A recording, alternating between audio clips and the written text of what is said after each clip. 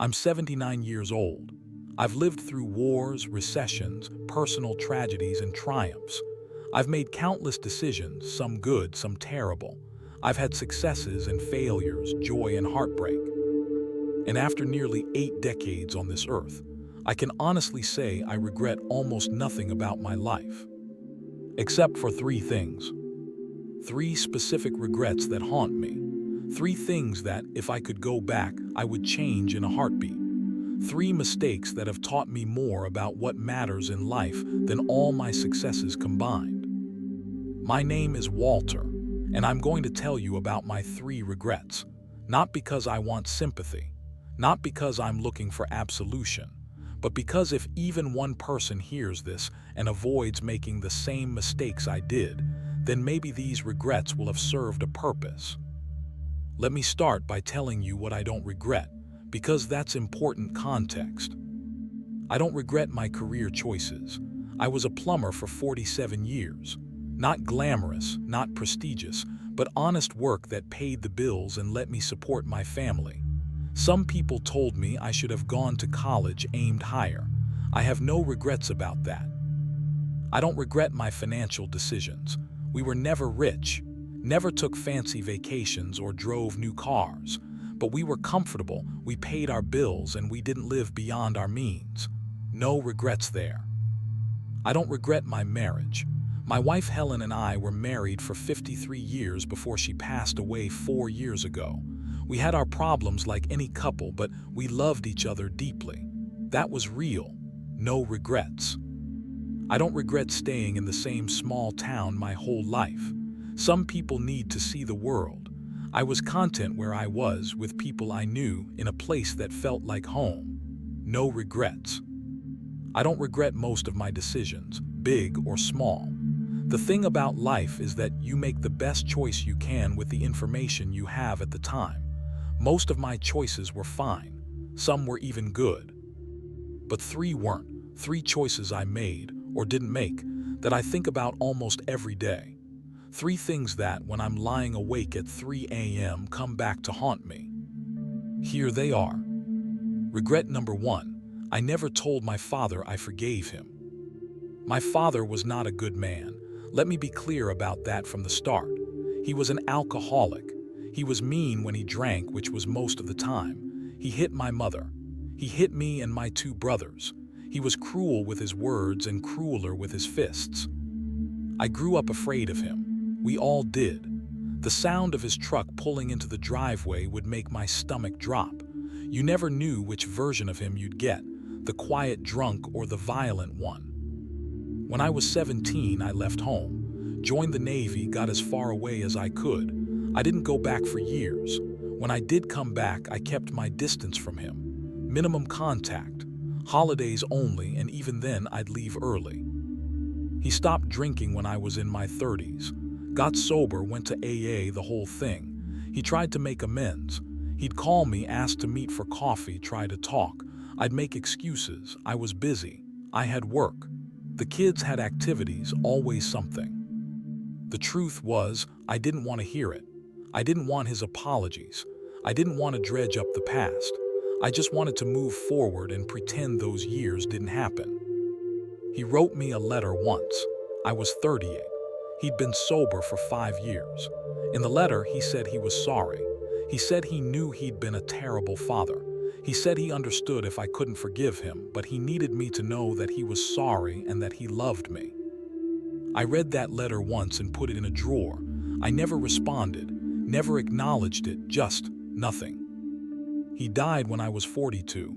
Heart attack, sudden. He was 67. I went to the funeral, helped make arrangements, stood by the casket and looked at his face, and all I felt was nothing. Relief maybe that I wouldn't have to avoid him anymore. It wasn't until years later, I was in my 50s, that the regret started eating at me. I was watching my own son, Tom, who was going through a rough patch, making mistakes, struggling with some things, and I was trying to be there for him, support him, help him through it. And I realized my father had tried to do that for me. In his broken, limited way, he tried to make amends. He'd gotten sober, he'd apologized, he'd reached out. and I'd shut the door in his face. I'm not saying he deserved my forgiveness. What he did to us as kids was unforgivable by any reasonable standard. But forgiveness isn't about what someone deserves. It's about freeing yourself from the weight of the anger you're carrying. I carried that anger for 25 years after he got sober, and it didn't hurt him. He was living his life, going to his meetings, making his amends. It only hurt me. It made me bitter. It made me hard. It affected my relationships with everyone, including my own kids. My father died thinking I hated him, and maybe I did for a long time, but by the time he died, I didn't anymore. I just hadn't forgiven him yet. I was going to eventually, when I was ready, when the time was right. But he died before I got around to it. I found his letter again about 10 years ago when we were cleaning out some old boxes. I read it again, really read it this time, and I cried. For the first time since his funeral, I cried. Because he'd tried. He'd gotten sober, faced his demons, made his amends, and I'd been too proud, too hurt, too stubborn to meet him halfway. I can't tell him I forgive him now. That opportunity is gone forever. That's my first regret. Not that I was angry, that anger was earned, but that I held onto it so long that I missed my chance to let it go while he was still alive to know. If there's someone in your life who's hurt you and they've genuinely tried to make amends, consider forgiving them. Not for their sake, but for yours. You don't have to forget. You don't have to let them back into your life. But letting go of the anger will set you free. Don't wait until they're dead to wish you'd done it sooner. Regret number 2, I didn't travel when I had the chance. This one's going to sound simple, but it runs deep. Helen and I talked about traveling our whole lives. Someday we'd go to Europe. Someday we'd see the Grand Canyon. Someday we'd take a cruise. Someday we'd visit all those places we saw in magazines and on TV. Someday never came. When we were young, we couldn't afford it. We had 3 kids, a mortgage, bills to pay. Every spare dollar went into savings or into the kids' needs. Travel was a luxury we couldn't justify. When the kids were grown and we had more money, we said we'd wait until we retired. We'd travel then, when we had all the time in the world and didn't have to worry about work schedules. When I retired at 66, we started making plans. Helen bought travel books. We talked about where we'd go first. Italy maybe, or Ireland, that's where her grandparents were from. But then we kept putting it off. We'd go next year, after we finished the house renovations, after Tom's wedding, after we helped Jennifer with the down payment on her house, after the grandkids' school year ended so we could babysit during summer break. Always next year, always something. Helen got sick when she was 73, cancer, the aggressive kind. She fought it for 2 years and then she was gone. We never made it to Italy. We never made it to Ireland. We never made it anywhere except the same small radius around our town that we'd been in our whole lives. I'm 79 now. I could still travel. I'm healthy enough. I have the money saved. But it's not the same without Helen. We were supposed to do it together. Those were supposed to be our adventures, our memories. Now I have a passport I've never used and a list of places I'll probably never see. People ask me why I don't just go anyway. Solo travel is popular now, they say, and maybe I will someday, but it's hard to make myself do it. The dream was always us together. Without her, it feels hollow. Here's what I learned too late. Someday is not a day of the week. Someday is code for never. We had 40 years of marriage between when the kids left home and when Helen got sick. 40 years when we could have taken at least some trips, even small ones, weekend getaways, road trips, something. But we were always waiting for the perfect time, when we had more money saved, when we had fewer obligations, when we were fully retired. When? The perfect time never came, and now it never will. I have photos of places Helen and I will never see together. I have guidebooks for trips we'll never take. I have regrets that weigh heavier than any suitcase. If you want to do something, travel, learn an instrument, take that class, start that hobby, do it now. Not someday, now. Your health won't always be this good. Your energy won't always be this high. The people you want to experience things with won't always be here. Time is running out faster than you think. Helen and I robbed ourselves of experiences because we were too practical, too cautious, too focused on being responsible. And responsibility is important, but so is living. We saved all that money. You know what I'm doing with it now? Nothing. It just sits there. Helen and I could have spent some of it on memories. Instead, I'm sitting on a pile of money I don't need and a lifetime of trips we never took. That's my second regret. Not that we were practical, but that we were so practical we forgot to actually live. Regret number 3, I didn't tell people I loved them enough. This is the big one, the one that hurts the most. I'm from a generation where men didn't say, "I love you." We showed it by providing, by being present, by doing things, but we didn't say the words. My father never said it to me, not once. I never said it to him, that was just how it was. I carried that into my own life.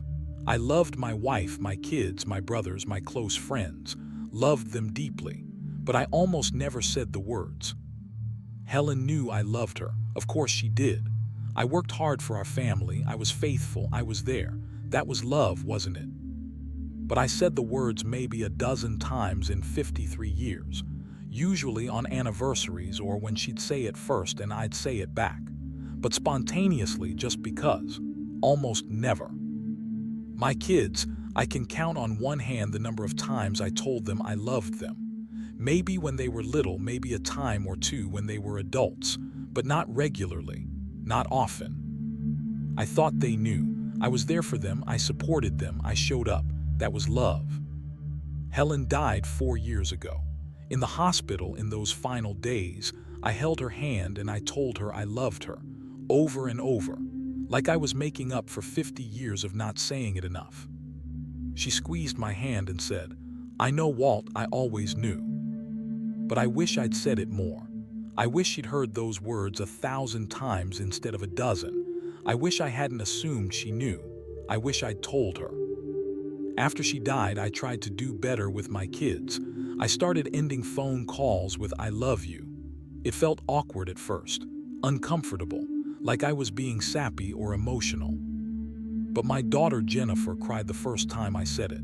She was 51 years old and she cried. She said, "I don't think I've ever heard you say that, Dad." That broke my heart. My own daughter, 51 years old, couldn't remember me telling her I loved her. I've been saying it ever since, to my kids, my grandkids, even my close friends. And you know what? It gets easier every time, and it matters. I can see it in their faces. Those words matter. My brother Jack died 2 years ago. He was 74. I saw him in the hospital the day before he died. We talked about old times, about our kids, about nothing important. When I left, I almost walked out without saying anything. Just "see you later, Jack," like I always did. But something made me stop. I turned around, went back to his bedside and said, "I love you, Jack." He looked surprised. Then his eyes filled with tears. He said, "I love you too, Walt." He died the next morning, and those were the last words we said to each other. If I hadn't gone back, if I hadn't said it, I would have another regret to carry. Here's what I've learned. People need to hear the words. They need to hear "I love you." They need to hear "I'm proud of you." They need to hear "you matter to me." Don't assume they know. Tell them, say it out loud, say it often, say it before it's too late. Because one day, and it comes faster than you can imagine, you won't be able to say it anymore. They'll be gone or you'll be gone, and the chance will be lost forever. I have 53 years of unsaid "I love yous" with Helen. I have decades of not telling my kids what they meant to me. I have a lifetime of keeping my feelings locked inside because that's what men of my generation did. And it was stupid. It was a waste. It was the biggest mistake of my life. Don't make the same mistake. Tell people you love them. Tell them often. Tell them now. These are my 3 regrets. I didn't forgive my father when I had the chance. I didn't travel with my wife when we had time. I didn't tell the people I loved that I loved them. 3 things. Out of 79 years of life, 3 specific things that I wish I could change. Everything else, I'm at peace with it. The mistakes I made, the opportunities I missed, the paths I didn't take, I'm okay with all of that. Life is messy and imperfect, and you do your best. But these 3 things haunt me because they were choices. I could have forgiven my father. I could have taken Helen to Italy. I could have said, "I love you" every single day. I just didn't, and now I can't. I'm 79 years old. I don't know how much time I have left. Could be 1 year, could be 10. But however much time it is, I'm not making these mistakes anymore. I've forgiven everyone who's wronged me. I'm planning a trip, solo but better than never going at all. And I tell everyone I love that I love them as often as I can. Because I've learned that regrets aren't about the things you did. They're about the things you didn't do, the words you didn't say, the chances you didn't take, the time you wasted waiting for someday. So here's my advice to you, whatever age you are. Forgive people who genuinely try to make amends. Holding on to anger hurts you more than it hurts them. Don't postpone the experiences you want to have. Someday isn't guaranteed. If you want to do something, find a way to do it now. Tell people you love them, say it out loud, say it often. Don't assume they know. Give them the gift of hearing those words from you. These 3 lessons cost me decades of regret to learn. I'm giving them to you for free. Don't wait until you're 79 to figure out what matters. Don't accumulate regrets that will haunt you in your final years. Live intentionally, love openly, speak honestly. And don't make the mistakes I did. Thank you for listening to an old man's regrets. If this meant something to you, share it. Tell someone you love them today. Make a plan to do something you've been postponing. Forgive someone who deserves a second chance. Make sure when you're my age, you have fewer regrets than I do. Time is running out for all of us. Make yours count.